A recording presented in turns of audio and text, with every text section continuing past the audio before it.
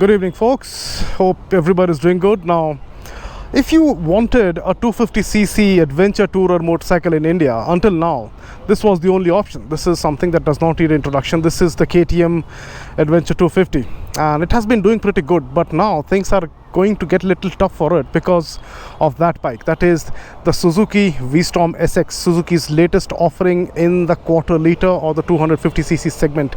And this bike, the Suzuki V-Strom SX, is actually 30,000 rupees cheaper than the KTM 250 Adventure on-road Bangalore. And the reason I'm talking about on-road prices, because see, when you are buying a motorcycle, you do not pay the ex-showroom price, right? You are apparently going to pay the on-road price. So in this video, let's take a closer look that should you buy the V-Strom SX or should you actually buy the KTM Adventure 250? There are lots of differences apart from both the motorcycles running on 19-inch front and having quarter liter engine, 250cc engine. There is a lot more which is different on both the bikes, right? So to begin with, now on the front, again, as I said, both motorcycles have 19-inch wheels and they run on the same MRF Mo-Grip Meteor tires. The profile is exactly the same. And as you can see, the KTM, it gets an added advantage of having an upmarket WP upside down forks, whereas on the other hand, the Suzuki, that lives with the standard telescopic fork. And the not so good thing about the Suzuki is that the suspension travel that this bike is offering is exactly the same as its naked sibling, and I have told about it in my other videos. You can take a look at them. You have the link in the description as well as on the I button. So that's one major disadvantage on the Suzuki. Another thing is that the Suzuki gets a normal braking setup, whereas the KTM, on the other hand, it gets a radially mounted brakes. And while the Suzuki brakes are decent enough, they have a good progressive feeling. The KTM, on the other hand, it feels a lot more sharp. The initial bite that you get from the KTM is definitely a couple of notches better than what you get on the Suzuki. And on the headlight front, again, the KTM has a good old-fashioned halogen bulb. The Suzuki gets LED, and the blinkers on the Suzuki is halogen, whereas the blinker on the KTM is LED. So I would say this is a tie over here. And now moving further back, instrument console. So KTM, this derives the instrument console from the bigger Adventure 390 as well as the Duke 390, but they have it feels like they have put an injection and sucked out all the colors. So it's complete black and white display, nothing fancy on it. It does have good amount of information, and we'll talk about some more features later on. On this hand, the Suzuki, it gets the Bluetooth connectivity, as we would see right now. It's in pairing mode, so you can pair the phone and you can use the navigation, call alerts, SMS alerts, everything else. So Suzuki gets a USB socket here. The KTM, it gets a port, instead of USB socket, it gets a 12-volt socket here, so you can use a 12-volt socket for your charging duties and everything else. The quality of switches, plastic, and the way these bikes have been put together, they are equally good. You cannot go wrong with any of the bike. They are like top-notch what you would find in the segment right now. And now comes the engine part. So this is where things are very, very different. So right, where the Suzuki, it runs the standard oil-cooled engine, makes roughly 26.2, 26.4 PS. You can see it on the screen right now.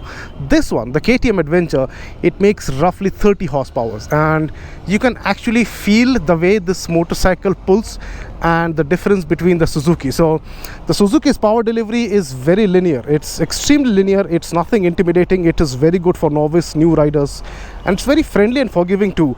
On the other hand, the KTM is quite a lot punishing, because if you are new to this, then this motorcycle will intimidate you a little bit. So you have to get used to the way the engine delivers the power to you. And another advantage of the KTM's engine is that because it makes significantly more power, it pulls very clean. And when you are in tricky conditions, when you need a little bit of wheel spin to take you out of the tricky conditions, this thing will perform slightly better than the Suzuki. Now if you talk about the seat, both the motorcycles get a decent quality seat. The Suzuki seat is slightly softer in profile, whereas the KTM is slightly tougher. It's little hard, and this will help over long distances compared to the Suzuki. And the rear seat is pretty big and wide and spacious for both, for keeping your luggage as well as carrying your pillion. And then on Suzuki, with the passenger grab rail, you get this luggage box mount. You can use your these 4 holes to mount your luggage, to put a top box or something. The KTM does not get it because again it's not there. So KTM guys did not design it, but you can get the aftermarket accessories on either of the motorcycles if you want to mount your luggage on the top or on the sides or whatever. And the exhaust, I I'm not a big fan of either exhaust, not of the Suzuki, not of the KTM. You decide it for yourself and which one you like. The sound is pretty good. That's pretty raspy as KTM or usually is. This one is slightly bassy the way Suzuki is, and the swing arm is something which is very different as well. So you get a normal steel box type swing arm on the Suzuki, whereas on the KTM you get this cast aluminum swing arm. And another major advantage with the KTM is that you can switch off the rear ABS, whereas on the Suzuki you cannot switch off the ABS or the rear. It will be dual channel ABS all the time. There is no way you can switch it off unless you really want to mess up with the fuse, take it off and go nasty with that. And both the motorcycles being adventure products, they do get engine bash plates. The Suzuki one is slightly smaller, but this is again in metal and it does not cover the underpinnings of where the exhaust is going. On the other hand, the KTM does get a big engine bash plate. This is plastic, this part is metal, which is covering your exhaust header, that whole catalytic converter thing, that is covered with metal. So this is slightly better if you talk about practicality. Now comes the question of which one should you buy. Should you get a 250cc Suzuki, which is roughly 30,000 rupees lesser, or should you invest your hard-earned money, another 30,000 rupees to get the KTM? Let's get it straight. I'll make it slightly easier to understand. If you are new to motorcycling and if you are new to off-road, new to adventure, get the Suzuki because you'll not be pushing your limits a lot, and this motorcycle does pretty good, be it in the city or on the highways. The engine is butter smooth compared to the KTM. This thing, because it has a slightly relaxed nature, so it is quite smooth and it's pretty comfortable. The only problem, as I have said earlier in other videos, is the suspension travel. But since you are not going to exploit the motorcycle, its capabilities off-road, so Suzuki is pretty good for you. But then if you are a slightly advanced rider, someone who's, I will not say advanced, if you are an experienced rider with off-roading, then you have to get the KTM, because for the difference of 30,000 rupees, of course you're sacrificing the LED headlight as well as the Bluetooth connectivity, but then on the other hand you get better suspension, longer travel suspension, to be honest. That's the most important point. Second thing is you are getting nearly 5 PS more than what the Suzuki is making. That engine comes with liquid cooling, so again, compared to the Suzuki, the KTM is going to run a lot more cooler. Next thing is you can even turn off the rear ABS. So if you are experienced, as I said, you can tighter turns in off-road conditions and all, you can slide the rear wheel and you can ride to glory.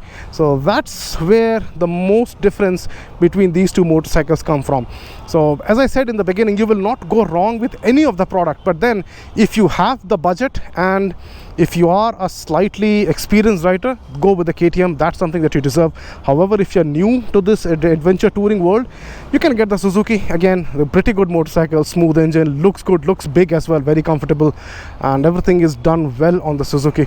So that's it for this video, my dear friends. I hope that you guys like it. I hope that this comes out to be some help for some of you guys. In case if it does, don't forget to give it a thumbs up, share it with your friends and acquaintances, and stay subscribed. I will see you guys again in another video. Bye bye.